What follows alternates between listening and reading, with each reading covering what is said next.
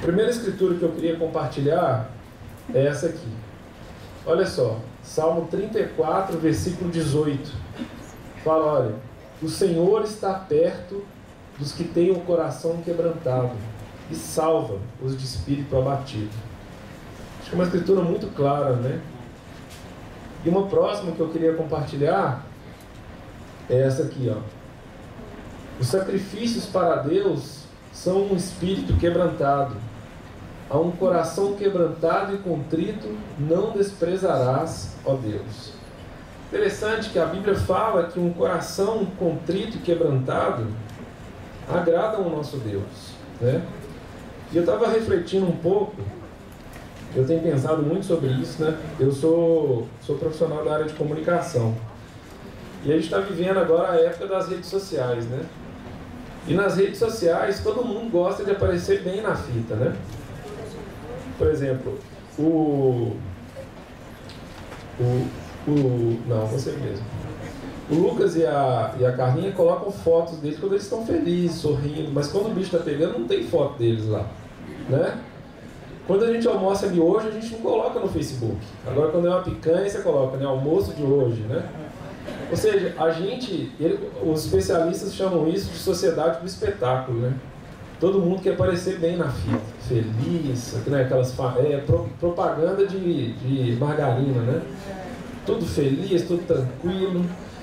E isso vai contra o espírito que a Bíblia nos coloca. A Bíblia fala que o que agrada a Deus é um coração contrito e quebrantado.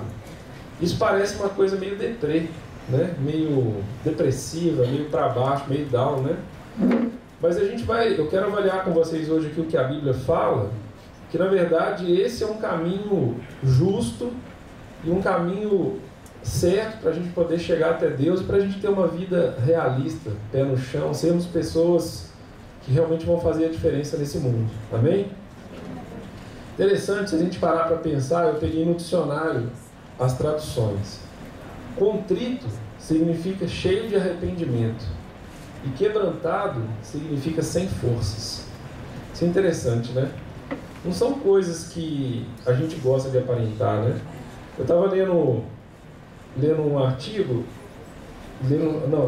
fazendo uma pesquisa na internet desses termos, e aí eu deparei com uma frase lá, o cara falando o seguinte, que a frase "eu tô bem" é a mentira mais contada do mundo, né? Geralmente alguém pergunta para você, fala, você tá bem? Você fala assim, ah, beleza, né? Aí senão, se você quer ser mais um pouquinho mais profundo, você fala, estamos aí na luta.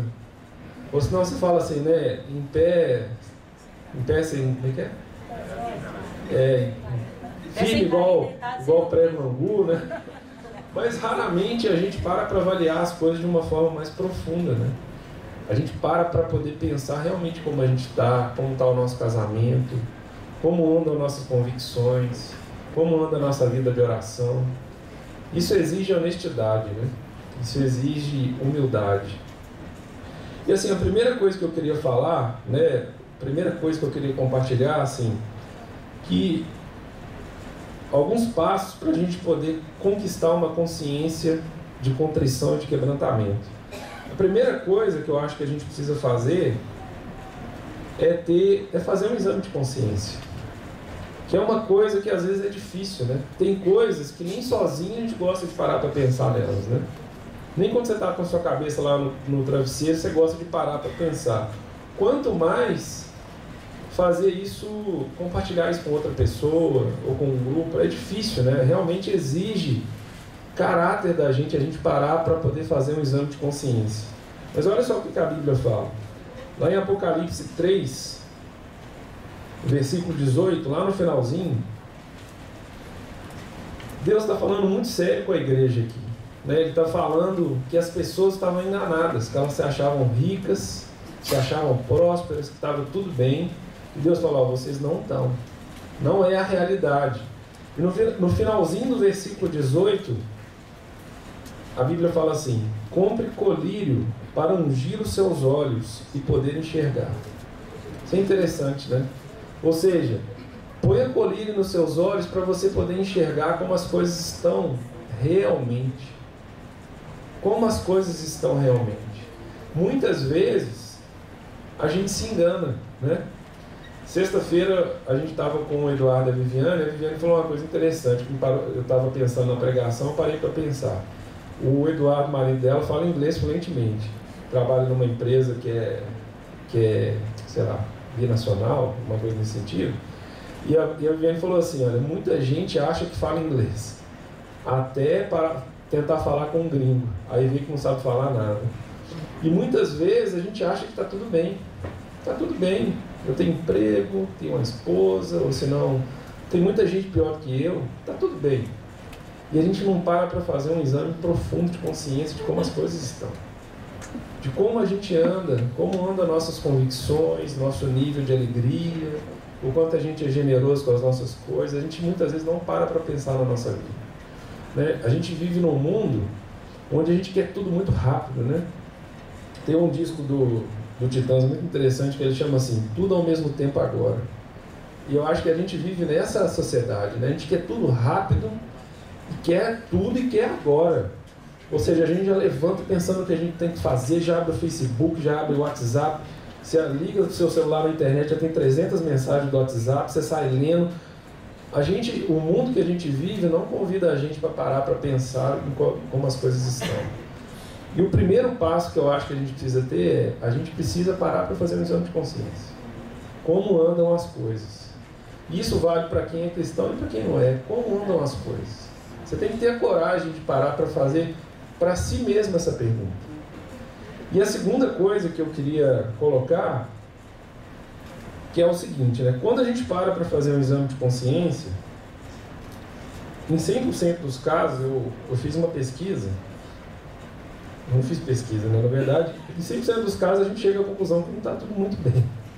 Alguma coisa na nossa vida precisa ser restaurada.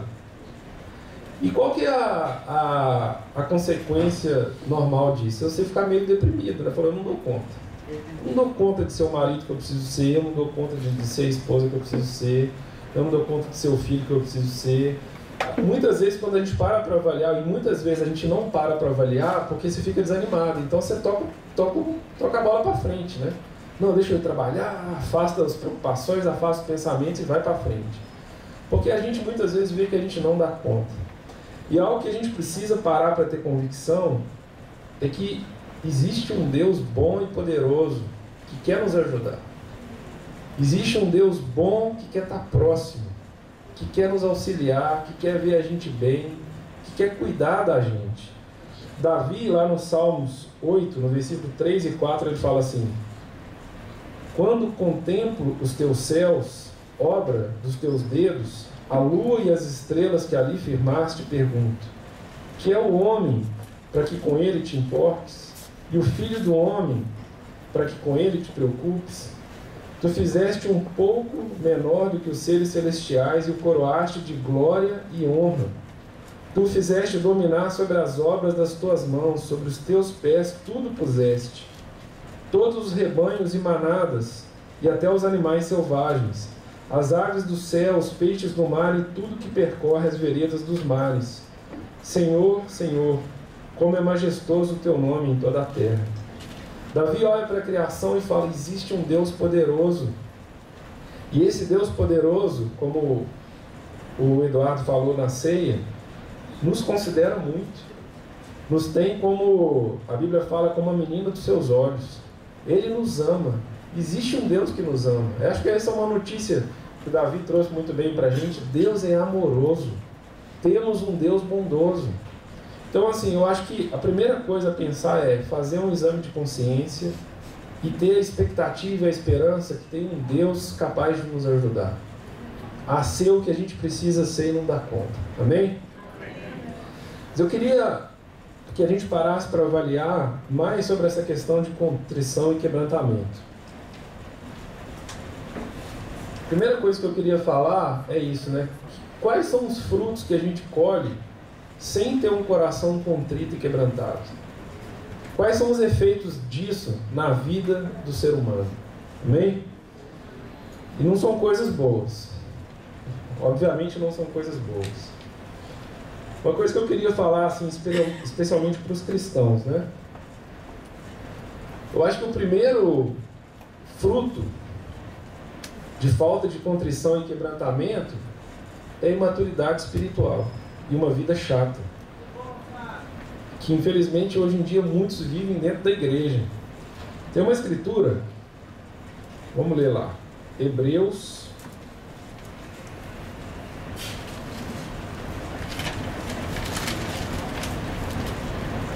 capítulo 5,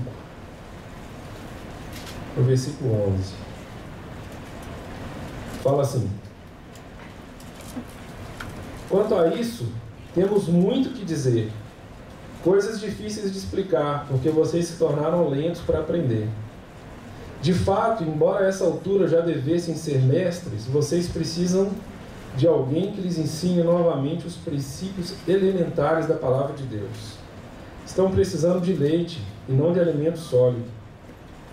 Quem se alimenta de leite ainda é criança e não tem experiência no ensino da justiça. Mas o alimento sólido é para os adultos, os quais, pelo exercício constante, tornaram aptos para discernir tanto o bem quanto o mal. Interessante, né? Essa analogia aqui que é feita nessa escritura. E a gente sabe disso, quando uma criança começa a comer alimento sólido, o que começa a acontecer? Ela começa a se desenvolver rapidamente, né? Ela cresce rápido, né? Tanto que você vê uma criança, ontem a gente teve com o Cristiano e Edith, a gente vê a filha deles, cada vez ela está de um jeito diferente. Quando começa com alimento sólido, começa a crescer e se desenvolver, né? E é interessante que o desenvolvimento traz coisas novas para a vida, por exemplo, de uma criança, né? Ela começa a andar, ela começa a correr. Ontem a filha do Cristiano está parando em pezinha já, ela para em pezinha, estava querendo seguir o Léo lá nas brincadeiras, ela começa a se aventurar, né? Começa a se divertir. E é interessante, se você mantivesse a criança só com leite, ia chegar uma hora que o crescimento dela ia estagnar. Ela ia ficar estagnada lá. Né? E eu acho que isso acontece muitas vezes com a vida de muitos cristãos. Vai passando o tempo e a pessoa fica estagnada. Ela come a mesma papinha todo dia e não se desenvolve. E muitas pessoas com isso começam a olhar o quê? Começam a olhar para o mundo. A vida cristã é chata, é enjoada, é cheia de regra. O mundo é mais legal, olha só. Estou falando isso assim, não é que existem coisas no mundo ditas mundanas que não são ruins em si. Por exemplo, ter um carro novo, um carro bacana, ou fazer uma viagem. Só que muitos cristãos começam a ansiar por isso de uma forma que deveriam ansiar por Deus. E aí começa a trabalhar demais, começa a gastar tempo demais estudando, começa a investir demais no mundo, começa a se interessar por imoralidade sexual na internet, começa a viajar na maionese, digamos assim, porque a vida cristã ficou algo monótono e chato. E não é isso que Deus quer para nós. Deus quer que a gente tenha uma vida emocionante com Ele.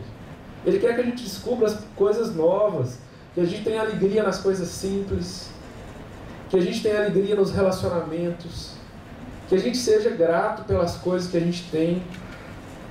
Só que muitas vezes as coisas perdem o brilho, perdem o gosto, perdem a cor, porque a gente parou de se alimentar de Deus como a gente deveria se alimentar.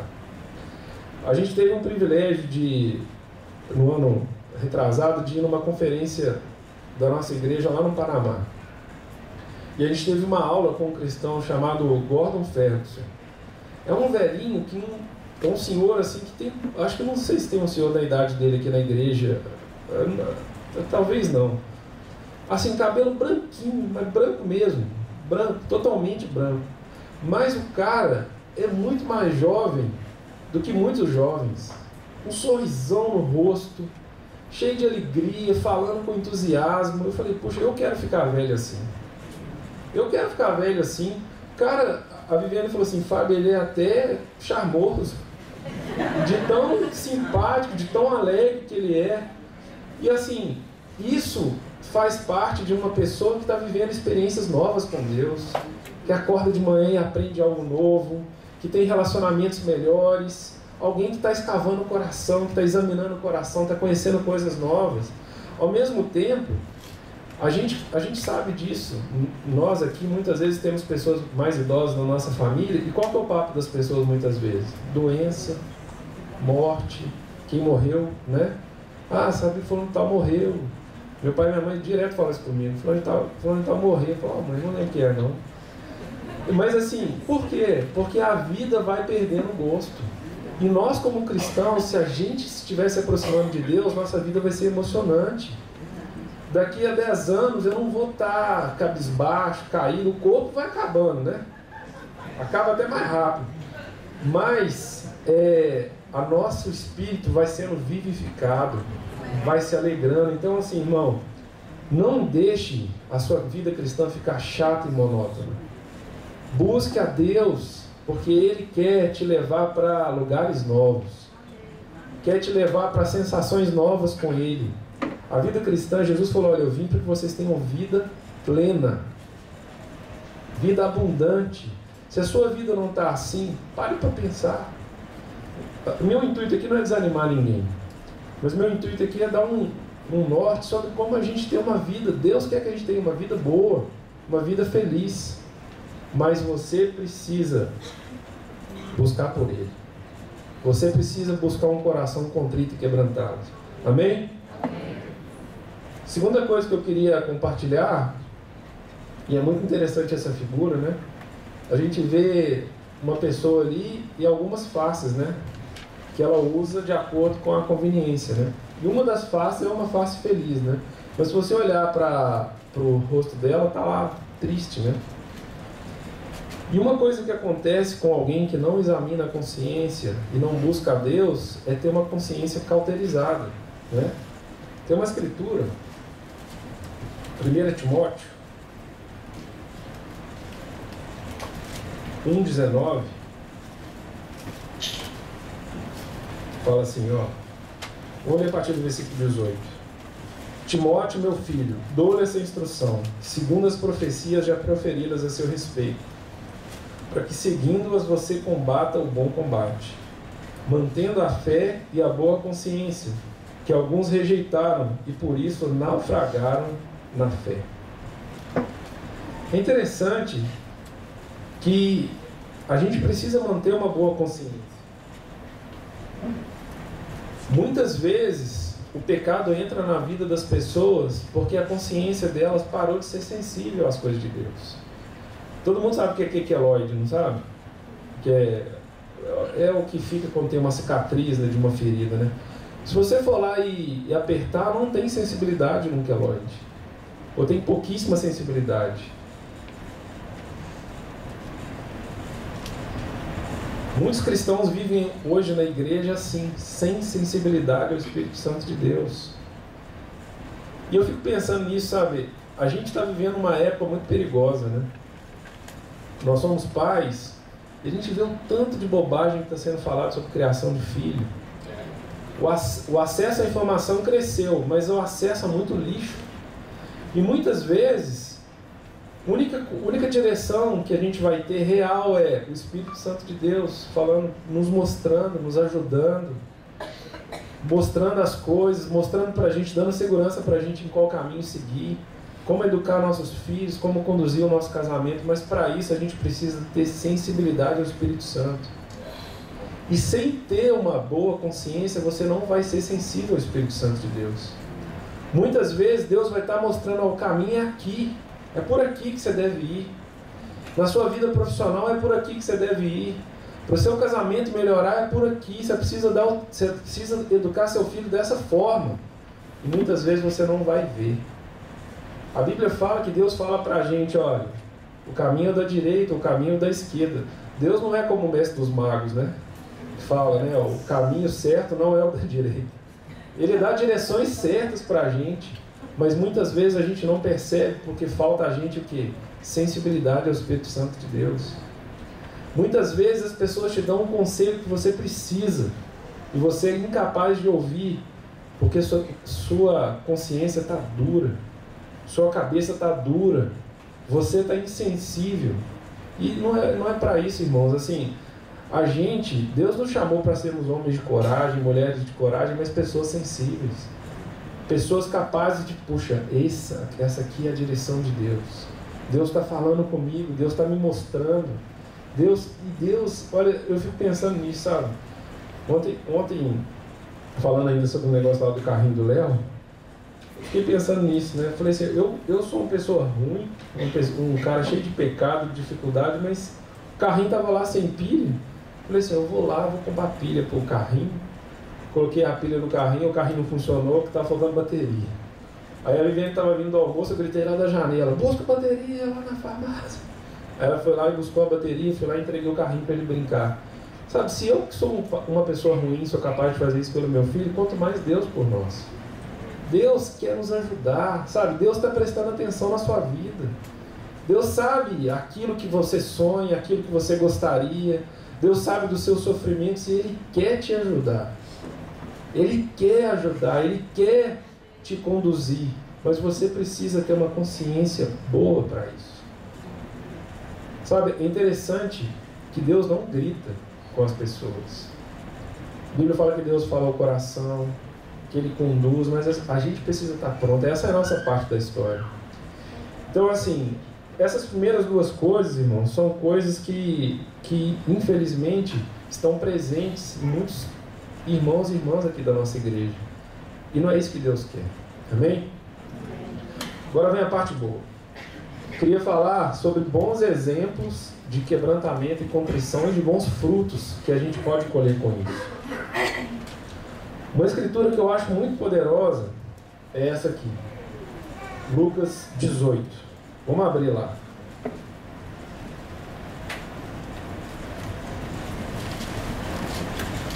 Lucas 18, versículo 9.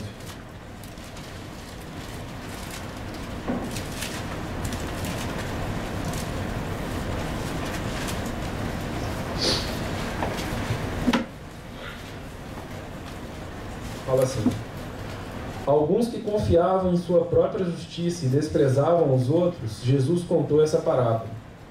2 homens subiram ao templo para orar. Um era fariseu e o outro publicano. O fariseu em pé orava no íntimo: Deus, eu te agradeço porque não sou como os outros homens, ladrões, corruptos, adúlteros, nem mesmo como este publicano. Jejuo 2 vezes por semana e dou o dízimo de tudo quanto ganho. Mas o publicano ficou à distância. Ele nem ousava olhar para o céu, mas batendo no peito dizia: Deus, tem misericórdia de mim, que sou pecador. Eu lhes digo que este homem, e não o outro, foi para casa justificado diante de Deus. Pois quem se exalta será humilhado, e quem se humilha será exaltado. É interessante, né? Se a gente parar para ver, olha a expressão do fariseu e olha a expressão do publicano. O chamado não é para a gente ser depressivo, né? Mas é muito interessante a gente ver que Jesus pegou ainda... Eu estou estudando um material que o Davi me emprestou. O publicano era considerado na época como um assassino, na mesma classificação de um assassino. Era tido como a ralé da sociedade lá em Israel. E Jesus usa ele como um bom exemplo de uma pessoa que orou e foi para casa bem, justificado.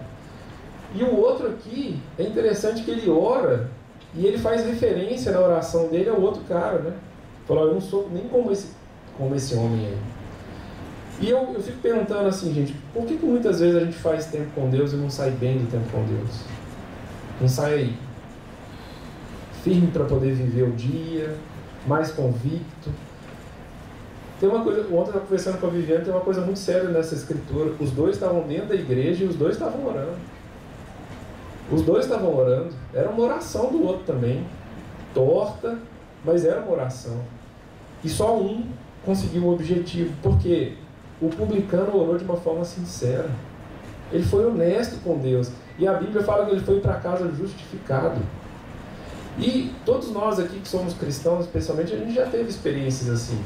E você chegar para um irmão e falar dos seus pecados, e falar de como as coisas estão, e assumir, e eu fazer uma oração que às vezes você até chora, e quando termina você está como? Leve, feliz, tranquilo, aliviado. Davi fala o termo refrigério, né? Nessa época de calor que está em Belo Horizonte, quando você abre a geladeira, né? Vê aquele bafinho gelado bom, né?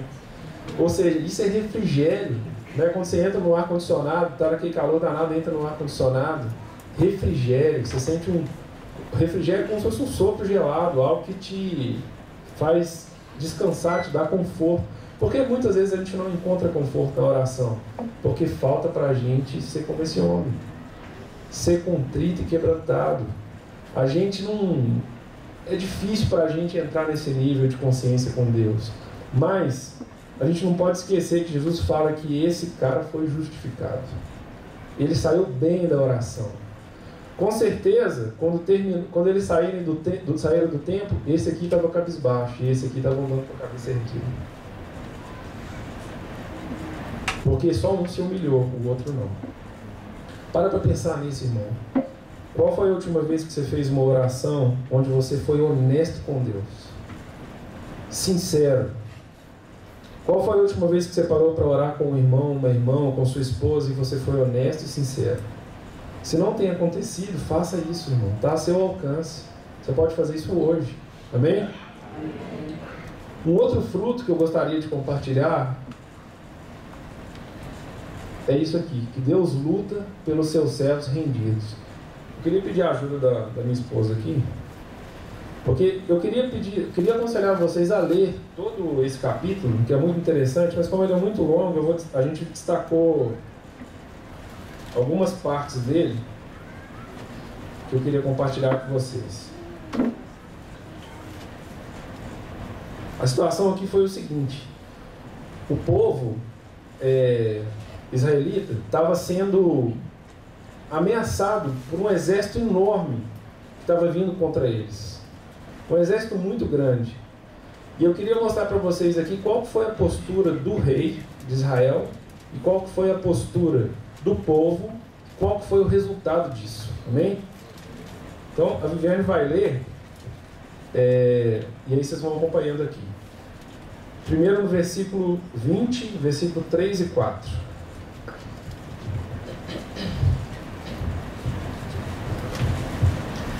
Alarmado, Josafá decidiu consultar o Senhor e proclamou um jejum em todo o reino de Judá.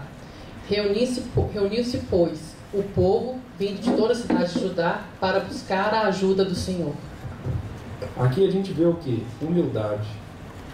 O cara viu que estava vindo um exército enorme contra o povo, ele falou: olha, puxa vida, vamos orar. Ficou alarmado. Falou: o que eu faço, né? Depois, versículo 12. Ó nosso Deus, não irás tu julgá-los? Pois não temos força para enfrentar esse exército imenso que vem nos atacar.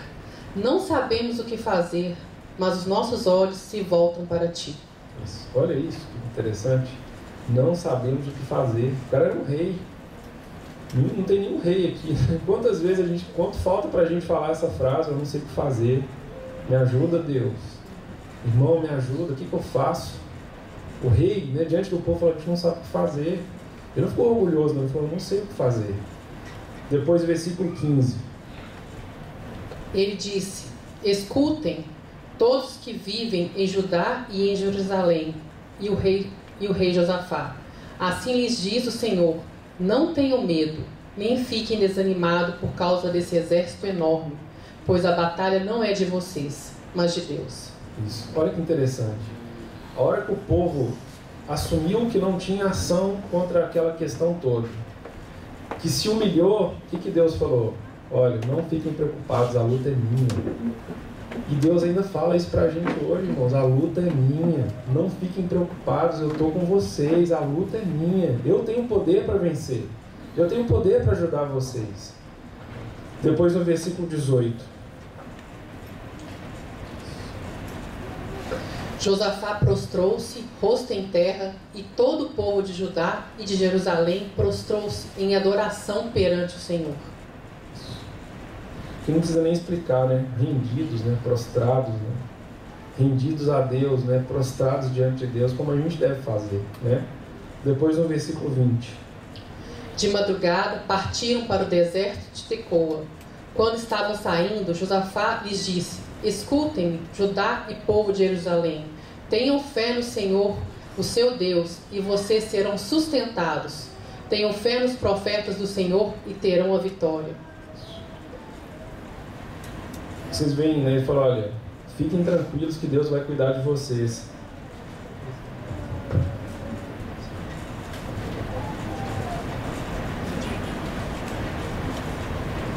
O que acontece aqui, depois desse ponto, o exército enorme estava vindo atrás do povo de Israel, e a Bíblia fala que Deus cria uma confusão entre eles se atacam entre si.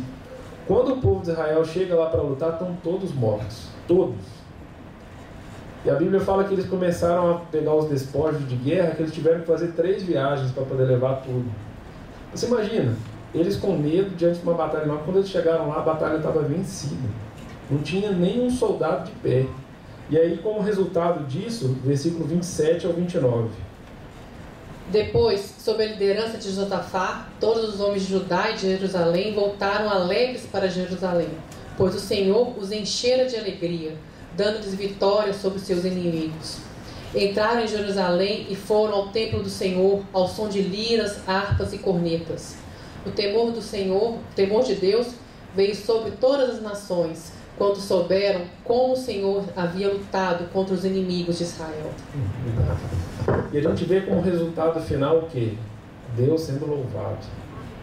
Além do povo estar feliz e alegre, Deus foi louvado. Eu queria falar uma coisa, irmãos, assim, a nossa igreja carece de ser mais sal e luz nessa cidade. Nós já fomos mais sal e luz do que temos sido hoje. Precisamos ser sal e luz nessa cidade. E Deus quer cuidar de nós também para que a gente cuide de outros. Para que a nossa fé dê para a gente e transborde e sobe para outras pessoas. Deus quer que a gente seja sal e luz nos nossos trabalhos, onde a gente estuda, na nossa família. E essa escritura é incrível porque a gente vê que a única coisa que o povo fez foi o quê? Lutou? Não. Fizeram planos mirabolantes? O que eles fizeram? Oraram, jejuaram e adoraram a Deus. Agora a pergunta é, a gente pode fazer isso? Está ao nosso alcance? Está ao nosso alcance. Essas 3 coisas estão ao nosso alcance. Orar, jejuar e adorar a Deus. E esse mesmo Deus que estava aqui continua sendo hoje. Ele não mudou. Ele continua sendo esse mesmo Deus e Ele quer dar vitória para a gente e quer que o nome dEle seja glorificado através das nossas vidas. Amém? Uma decisão que a gente tem tomado como igreja, o conselho tomou essa decisão e eu queria compartilhar com vocês, assim, é da gente ser uma igreja de oração. Orarmos mais. É tão engraçado que a gente até usa esse termo assim, né, quando a gente se encontra, né? Vamos orar um pouquinho, um cadinho? Né? Vamos orar um pouquinho? E aí a gente fica falando um tempão e ora só um pouquinho. E na verdade deveria ser o contrário, a gente deveria orar mais e falar um pouquinho. E eu tenho pensado nisso, assim, de orar melhor antes das refeições, de realmente não fazer disso uma coisa, um hábito, mas orar realmente agradecer, porque tem muita gente que não tem o que comer.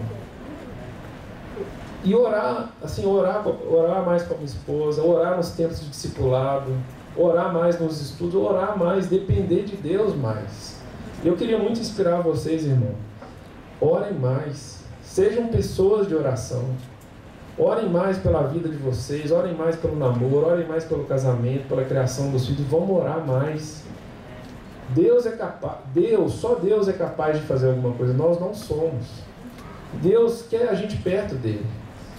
Quer que a gente ore, quer que a gente esteja perto dele. Então, assim, eu queria muito animar vocês a orarem mais, a ser uma igreja de oração. A gente tem feito isso no conselho. A última reunião que a gente teve, antes de qualquer coisa, de falar qualquer coisa, a gente parou e orou. Orou um bom tempo. Vários irmãos oraram depois que a gente foi falar. E às vezes a gente não fazia isso. A gente chegava, fazia uma oração rapidinho e já ia falar, sugerir. E muitas vezes, por falta de oração, acaba havendo atritos. Isso acontece no casamento, isso acontece em qualquer ambiente. Vamos orar mais, amém? Para terminar, eu queria compartilhar uma última escritura com vocês.